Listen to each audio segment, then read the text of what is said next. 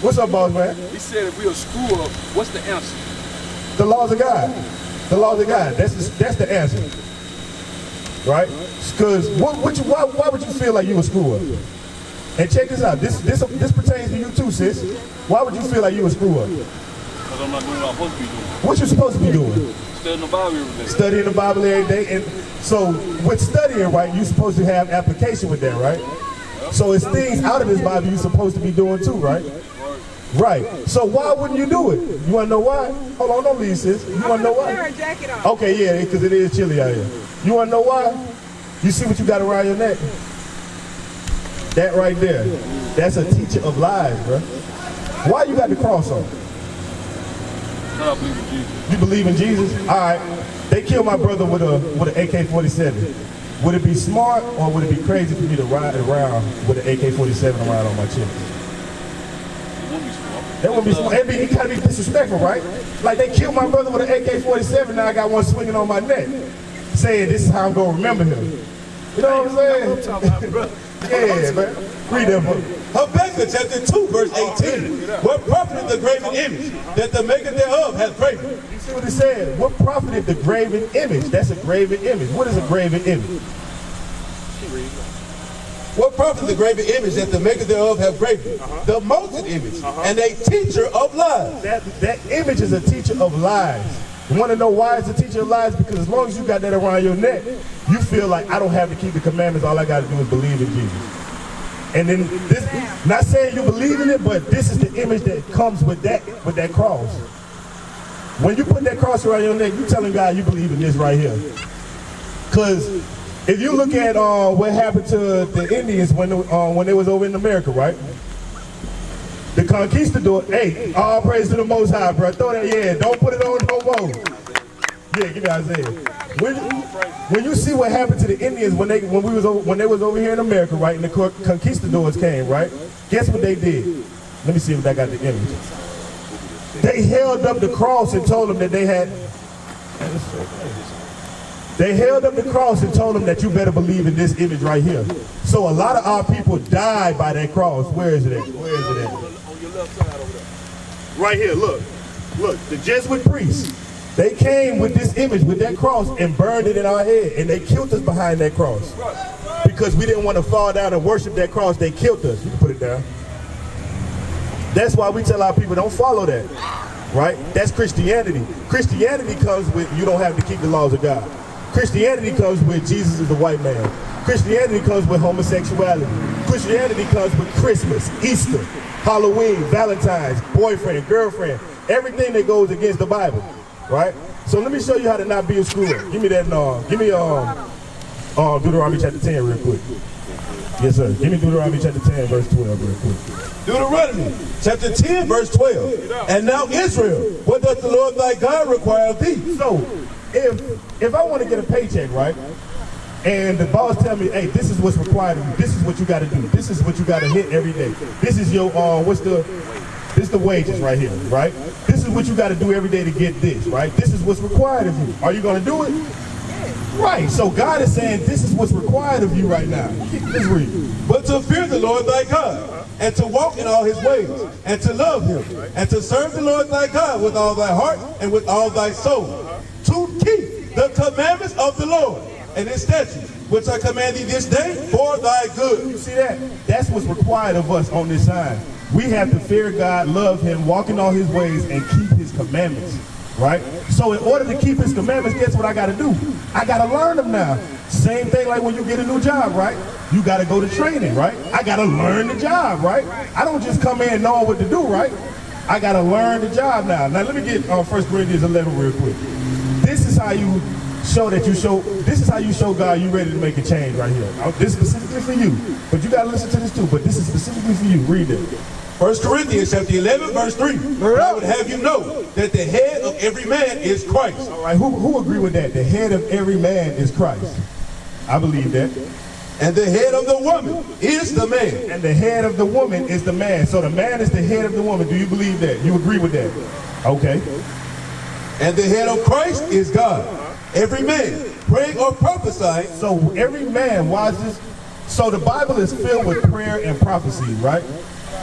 So when we read the Bible, you discussing the Bible, you going over the Bible, you in the midst of prayer and prophecy, right?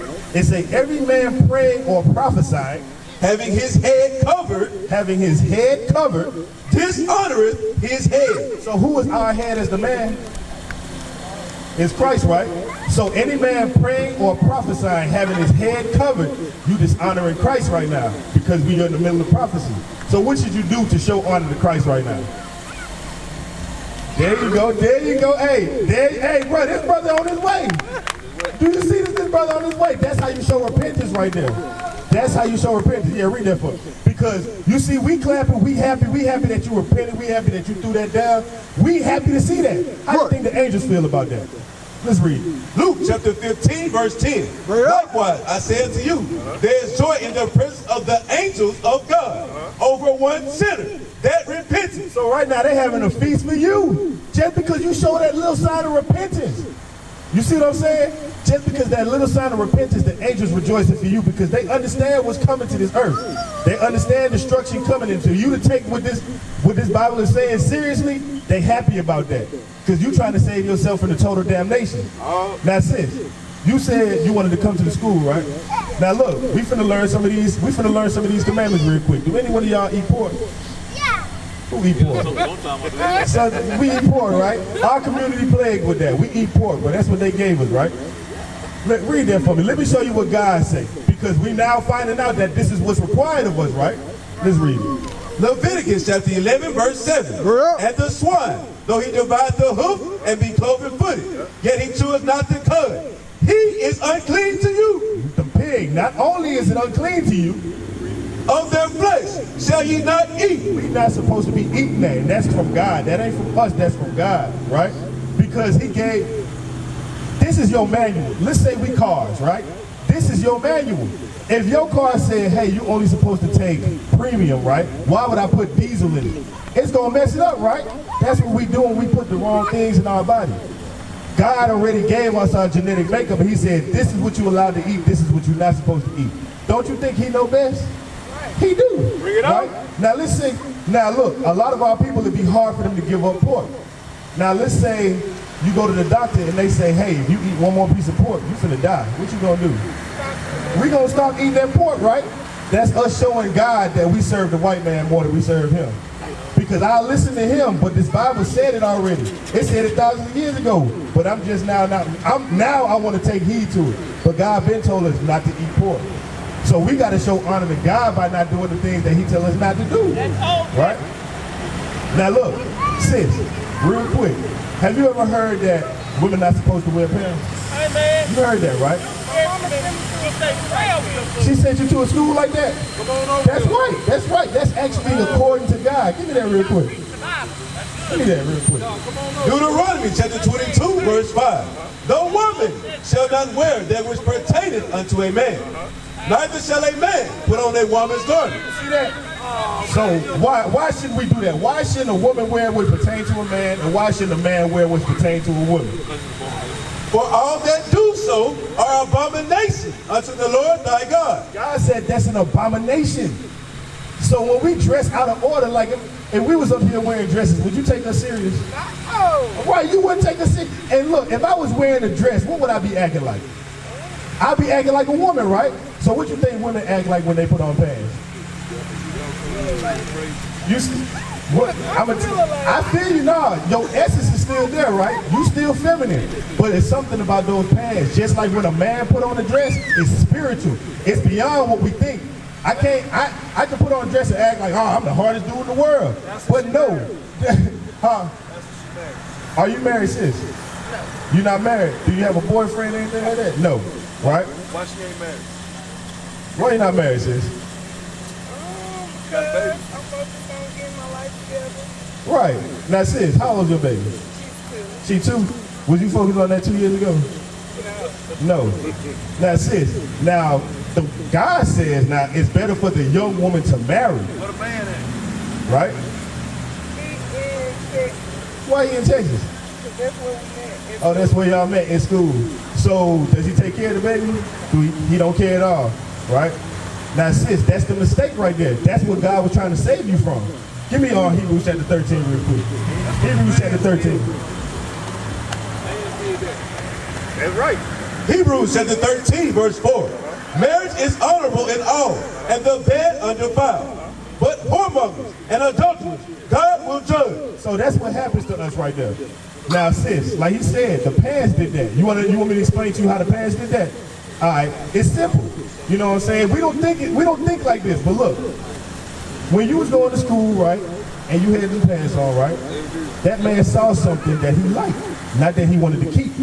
He just saw something he wanted for a moment. You see what I'm saying? So when you don't cover yourself up, you attract the wrong type of attention. See, these your uncles and big brothers here.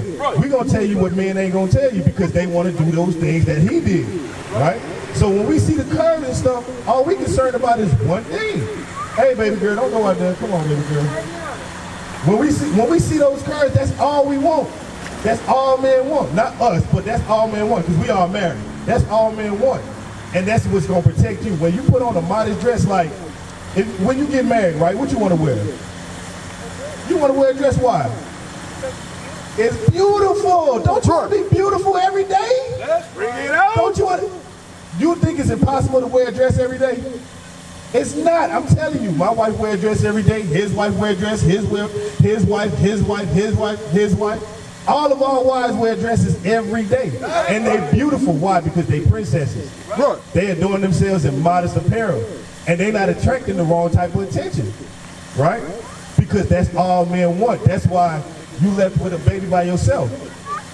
That's because the man is supposed to take care of his kid. That's what a man's supposed to do. So before you even lay down with him, you're supposed to know he a man. How is he a man? By keeping the commandments of God. So God gave us guidelines. You were supposed to prove him first. You weren't supposed to lay with him just because you thought he looked good or he spoke some game to you. No, you were supposed to look like, hold on, this is a man of God. Why? Because he's teaching me to keep the commandments. He won't even allow me to wear pants, right? That's what we're supposed to be doing. Read that for me real quick. 1 Kings chapter 2, verse 2. I go the way of all the earth. Be thou strong, therefore, and show thyself a man, and keep the charge of the Lord thy God, to walk in his ways, to keep his statutes, and his commandments, and his judgments, and his testimonies, as it is written in the law of Moses. You see that? That's the only way to show yourself a man according to God, by keeping his commandments. That's the only way. So you don't deal with a man, you don't deal with a boy, I say a boy, if he ain't keeping these commandments. You okay, baby? You okay, baby? You okay. You okay, big girl. But yeah, that's what happens when our sisters wear pants. Like Tyler Perry, when he wear a dress, what do he act like? He act like a woman. So we can't look at it like, if I got on a dress, I'm acting like a woman, but if you got on pants, you're not acting like a man. Nah. And when I say acting like a man, I'm saying like, you the one, I'm in charge. What I say goes. I wear the pants in this relationship. You know, you got a masculine role in your relationship instead of being soft and feminine. Right. That's what those pants do spiritually, right? Well, that's what it do. Because if I was wearing a dress, I'd be acting like a woman. It's plain, right? Now, but God says that we have to keep his commandments. That's the only way that we're going to get right with God. So are you willing to get out of those pants and put on a dress? Yes.